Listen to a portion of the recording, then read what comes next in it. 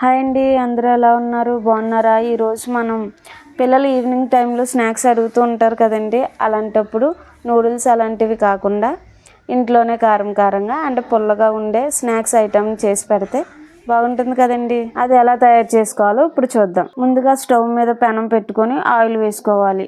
Oil మరిగినప్పుడు గుప్పుడు పల్లీలు వేసుకొని 5 నిమిషాలు లో ఫ్లేమ్లో వేయించుకోవాలి. ఇలా వేయించుకున్న పల్లీలను తీసుకొని పక్కన పెట్టుకోవాలి. ఇప్పుడు అదే నూనెలో గుప్పుడు గొట్టాలు వేసుకొని వేయించుకోవాలి. మీరు రెడీమేడ్ గొట్టాలు వేసుకున్నా పర్లేదు. ఇలా వేగిన గొట్టాలను పక్కకు తీసుకోవాలి. ఇప్పుడు ఒక గిన్నెలోకి గుప్పుడు ఉల్లిపాయ ముక్కలను, గుప్పుడు టమాటా ముక్కలను, గుప్పుడు కొత్తిమీర వేసుకొని 1 స్పూన్ కారం, కొంచెం సాల్ట్, కొంచెం జీలకర్ర పౌడరు, చాట్ మసాలా వేసుకోవాలి.